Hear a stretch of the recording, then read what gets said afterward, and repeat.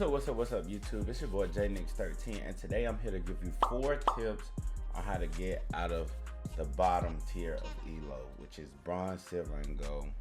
My name is Jalen Nix 13. I'm here to help you get out of low ELO by introducing you to 4 tactics that you aren't focusing on. These 4 tactics are target priority, line of sight or LOS, walk, and flex. Today I got some gameplay for you of a game I had in Platinum 2, which required all 4 of these tactics, and each one of them are constantly on my mind while I'm playing these games and what leads me to rank up so quickly. Last season I maxed out at gold 3, and it's currently January 27. Season started like 20 days ago, and I'm Platinum 2 pushing for diamond. I hopefully get the Grandmaster before the halfway mark of the season, because I don't know if it's a rank split or not. But yeah, first we're gonna go over target priority, then we're gonna take a little bit of a look at this footage so I can explain further target priority. Okay, so target priority in Marvel Rivals, each character has his own very own skill set to bring something different into the game. With each skill set comes different threat levels, and based off those threat levels should be a target priority list you build in your head. So life, death, and space are the 3 things when it comes to target priority. The reason I chose these 3 are because when a rival initiates an ability, it causes one of these 3.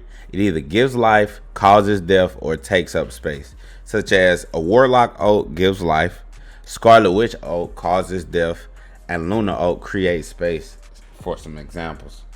So here in this footage, I start off the game start of the game, attack the first thing you see, initiate that, especially me being a tank, initiate that first contact. Let's go out there, grab some space. My first 2 targets are right here, my tanks, the opposite team's tanks. We get them pretty low. In this situation, we get a pick, get rid of them. We get rid of those 2 first, because if you don't have tanks, you can't sustain life whatsoever. Continue to attack those tanks, and as you go on, you won't necessarily know your target priority until you get further and further into the game, because you kind of know what they have, but you don't necessarily know for a fact. So here we see that Luna, go back 5 seconds. We see that Luna gets low, so instead of me attacking the low Strange, I attack the Luna, because if I just go straight at Strange, he could get life from Luna. So attack Luna first, take her out of there. As we just seen, we see that on the side, Spider-Man isn't that high on the target priority list because he doesn't do much damage. I'm going to explain my thoughts through this whole process so you can know what I'm thinking and why I'm doing what I'm doing. Here I see the Luna again, then I see a tank beside her, but we got this behind us. I target this Storm because I'm like, okay, we get rid of her, or I at least try to. I don't think I get it there. I don't get it there. But I try to because she's close to my back line, and that's taking away life from my team. So I start that. I let my teammates do what they can, do what they should. They continue to fight. Assessing the threat again. I got another tank that's low health. Push that. Get that pick. We team up on that one. Me and my other tank have a very good tandem because we're attacking the same people, trying to hurry up and get them out the way. We see that Loki up there, but right now our target is Spider-Man because we know he's aiming for our back line. Spider-Man leaves the back line alone. They're up with me. Now I get him out of there because he's the only thing looking straight down at the point. I fly up, get Loki. Easy picks. Now they don't have life when they try to re-attack us. Pushing again, trying to hold them at a point. And right here is what I'm going to explain later, which is one of the topics called walk. I walked on that to take up space, but as you just heard, that Storm ult is coming. So I'm thinking in my head, and I'm like, okay, got to get back to my, got to see what my back line and my DPS are so I can ensure they're protected from what's up next. Storm tries to ult. There it is right there. We see it. She gonna get 2 of them. Okay, cool. She got that. Now I gotta hold this line until they get back, or at least try my best. My Loki is still there, so that's a W. As soon as I seen that, I said, okay, cool. I got the Storm.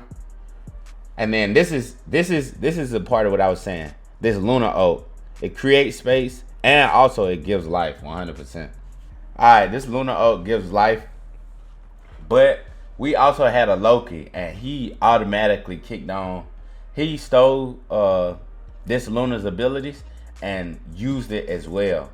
And the opposite Loki is doing the exact same thing. So in this clip, you're gonna see 3 different Lunar Oaks all spiraling around each other at the same time. We currently have 99% of the objective. So really right here, all we trying to do is waste time until all these Lunar Oaks are gone. Both of their healers are using Oaks.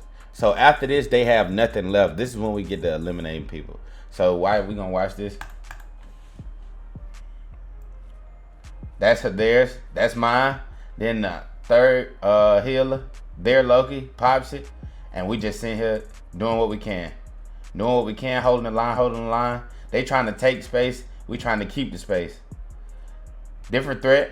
And this is where I win the game at, right here. Because we get everybody off the point with this freeze. We already in overtime, and the time is dropping down because none of their team is on it. I hit this freeze, get 1 pick or maybe 2, but I get all attention off of the point. We're gonna see it right here.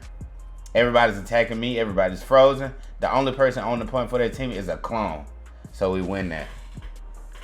That was a proud moment for me because I popped that ult not even realizing what I was doing until after it was already done.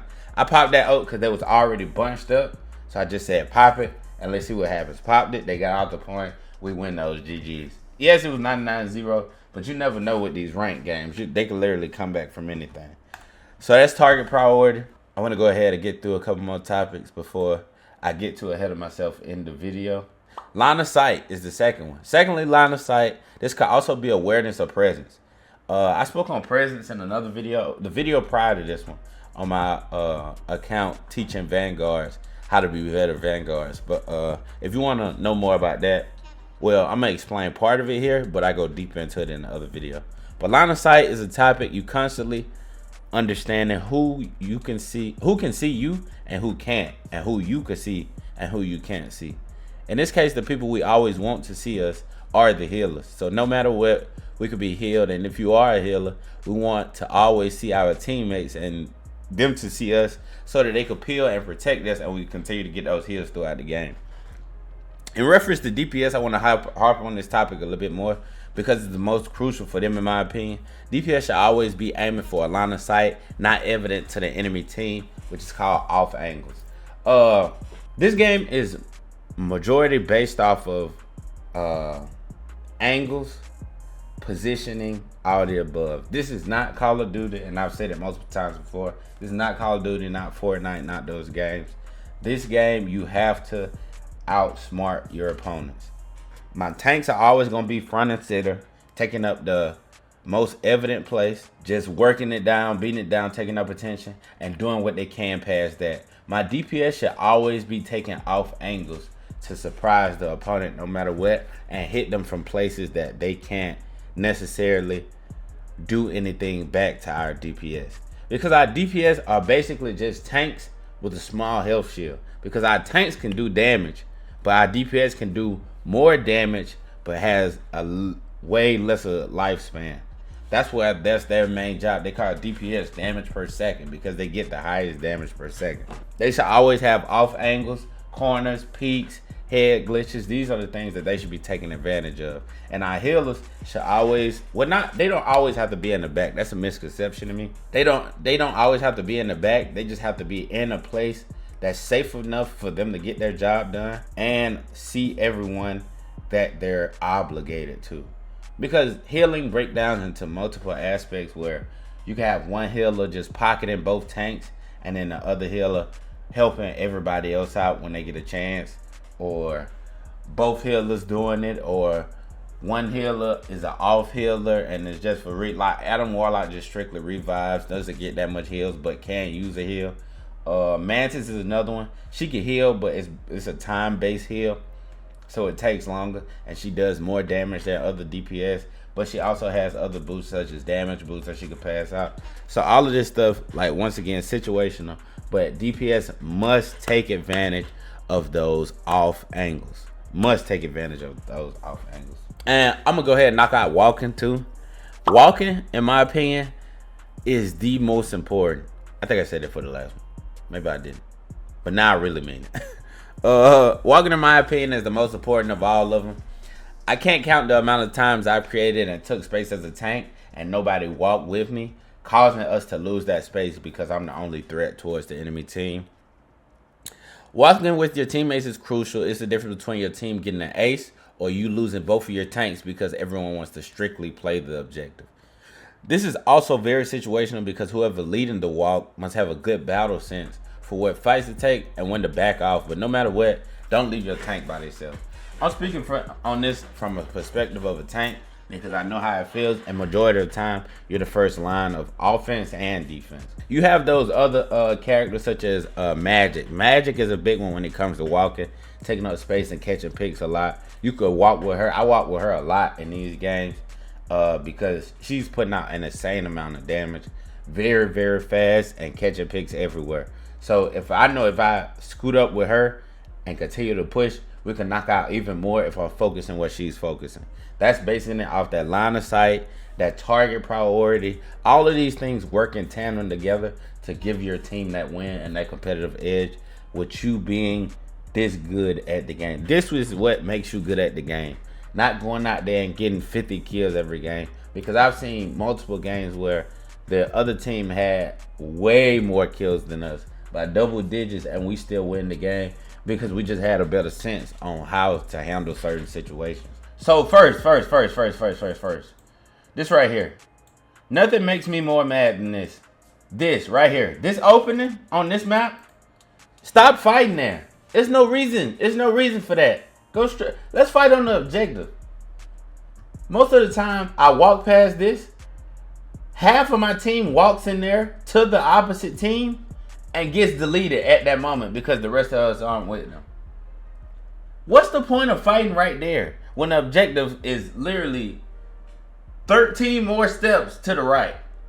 Just go straight to the objective, or like my group did, went straight to the objective. I'm fine with that as well, as long as you're not initiating the fight right there. Because now you initiating that fight right there, I have to come help you if I want you to live.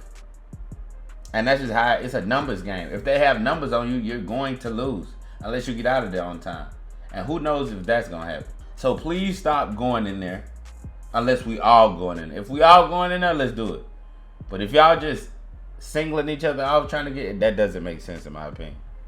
But yeah, we're going to continue on. See, look, only 2 of them. 3 of them. And none of them are healers. But like I say, those are off angles. But now, I'm pressed. 1 tank, Storm, and Loki. And me by myself, basically. And the Loki healing me. My tank is, I don't know what he's doing, honestly.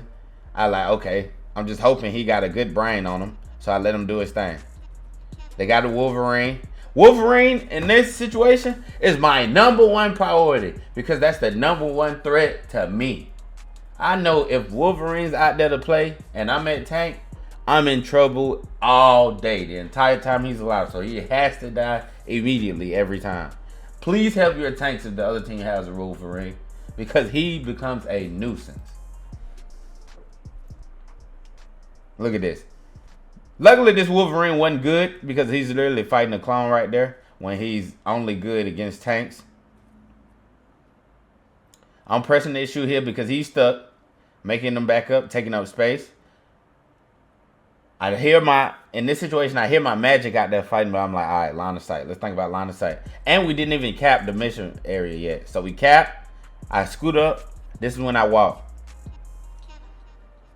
I'm walking here just to build pressure. And when I say walk, I'm not talking directly into their back line. Just a little bit past the mission area so they can't take that space back from me. So just throwing here. Seeing what I got. I see that raccoon. I try and go for the raccoon a little bit once they try to edge off the... Cool. We see that. Oh, cool. This game was a little bit more sporadic than the other one. Or this round. He gets me here. 100%. Wolverine is a threat every time he's out there. Every time he's out there, he's a threat. Now that entire time, what was the other tank? I see the walls, but I don't see the tank. Look, he gets thrown around. Why was he that deep? You wasn't in the line of sight of nobody, so you can't get healed and you can't get help because nobody knows where you're at. We're just supposed to guess where you at and come find you. I make a portal here to get myself back into the fight immediately. Kind of a selfish portal, honestly. But also for anybody else that dies after me.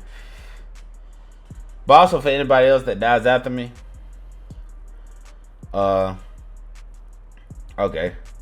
Initiating here. I see where they at. I kind of make a wedge with us. I go for the storm first. The storm and the healer. Take out a main DPS. Take out a healer. That's my objective. I'm coming right back because I got a good rocket. Re-attack. I pushed a little bit too hard in my opinion. But here we go again. We should get another pick. Good. Spider-Man isn't that high of a threat to me, I promise. Unless he's just being a nuisance to my back line. But right now, he isn't. Right now, I heard the ult. I said, get up high so you don't get touched. It's over now. Don't have to worry about it. Wolverine. I'm back on Wolverine. Target priority. Target priority. Target priority.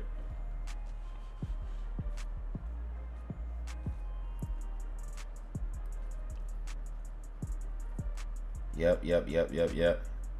Then I see the raccoon. I pushed the raccoon, but Wolverine is still here. We haven't got rid of him yet, and I died because of that. This switch for their team was everything. I don't believe they even had this Wolverine last round. But they knew the tanks were carrying, well, not necessarily carrying, but tanks were doing their job the entire time last round. So they say, you know what, we got something for that. So now they got us all the way to the spawn. We try to take advantage of what they did here. We get them pushback. Cool. Now we set this line. Setting this line. Everybody's in line of sight of each other. Doing their job. She pops ult. Try to get some picks. Doesn't necessarily happen. Storm is popping ult again. I'm by myself because that Storm is separating me from my healers. But my group doesn't understand that, and he's still pushing the issue. I go all the way back to reset up. Making sure everybody good. Now I try to go help, but everybody's getting picked off. They already too low. And I try to get me a pick since they got theirs. We keep pushing. I'm still going for this Loki. Because if I get him, I know I'm in a good spot. I got him. He gets Hawkeye. Spider-Man gets Hawkeye. And now here, I'm by myself, kind of. It's just a rough fight because I don't have my group. We got that. Cool. Spider-Man is being a nuisance, as always. Then they got their tank back. So they have the numbers here. Yeah, they got the numbers here for sure. One of my DPS just died. Groot is trying to come back, and she's cleaning up the back line. So we lose these. 4v1. And they clean up, I believe. Yeah, I think they cleaned up here. Yep. And they win the round just like that. This next round takes me into my last topic, and it's flexing. We all should know what flexing is. If we don't, flexing is playing different positions and different characters to help counter the opposing team or help give your team the advantage with a different character with a different skill set. Flexing wins you games, counters opponents, and makes you an overall better player with a better understanding of the game. So, right here, this is where I believe we were talking in game chat or in the game chat or voice chat, and the Loki literally said if somebody doesn't switch here, we lose this game as a whole. Everyone was asking who, because communicating is a huge aspect of this game that's very, very underrated. Nobody thinks about it, but communicate, first of all. We all speak and we like, hey, we need a switch or we lose this game. Everyone's asking who. He says, I don't know, but we need a switch. That's great communication to me because, first of all, you're not putting the blame on no one, but you're addressing an issue. There's nothing wrong with addressing an issue, especially if you're not being toxic or anything about it. So here, I say, okay, cool. I know they're only running one tank because that's what they just did in the other game. So they got one tank, we got one tank. Here, I switched to Namor, and this is where I combat the divers. They have Spider-Man, and I know I got good enough aim to where in my I got good enough aim to hit my shots, and if you take away a tank, Wolverine becomes less valuable for their team. So this entire round, I just flex and do what I can to protect my healers. As Namor, I'm not really big on going on the offensive. I kind of do it at times, but I'm here to protect my healers the whole time. I hit turrets, so setting up for my healers. Turrets get the divers super low where they can't do nothing. They got to deal with me. And then I'm hitting my shots, bink, bink, bink, helping my tank out because he getting dived by Wolverine. And I know he by himself. He's doing a great job at being group. Cool. Still thinking about those same things. Target priority, line of sight, walking with my tank, and flexing. Gotta flex. Also understanding the character that I'm using to counter. Not just picking somebody I think that's going to help, but also understanding and using them very well. Still back here with my healers, protecting as much as I can. I survived that so luckily. Shouts out to my Rocket. He probably like, hey, he helping me out, so let me help him out. We clean up here, and we get the point. It turns into a whole different game here just because I know how to play this one extra character. Imagine if I stayed Doctor Strange. Yes, we could have gotten the win, but it would have been so much harder because of the amount of effort I would have had to put in to ensure us that win. I would have had to use my main character in a totally different way, which is something I can do, and that's okay. But usually when you want to use the character to its strengths at all times, so you have a better chance. Another storm ult here, directly on my head almost. She cleans it up. I can't protect my healers as much through those things like I could if I was Strange. I was about to ult, canceled it because I'm like, alright, I want to get the best ult I can. Getting rid of those divers again. Spider-Man got low. He didn't want to take that threat no more. Now he wants me because he know what I'm trying to do. Throw another squid down. Everything is just working. Everything is just working right now. We wasting time. You have to be a time waster.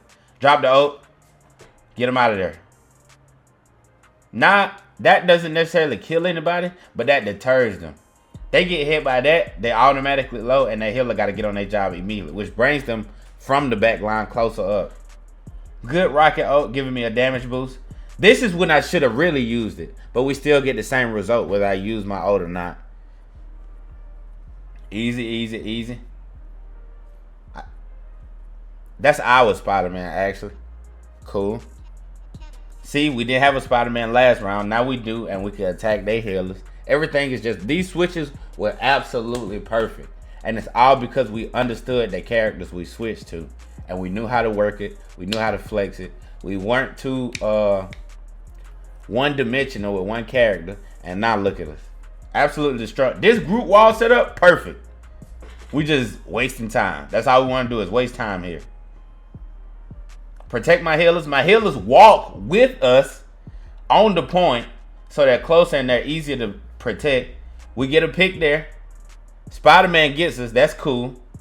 But we 99-0 again, just like first round.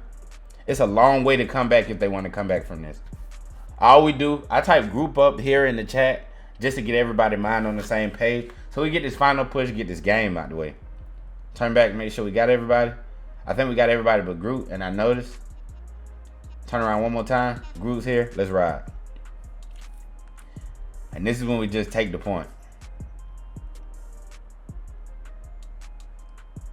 They got a bunch of stuff set up. Get that turret out there ASAP. Start getting some deterrence. Here we go.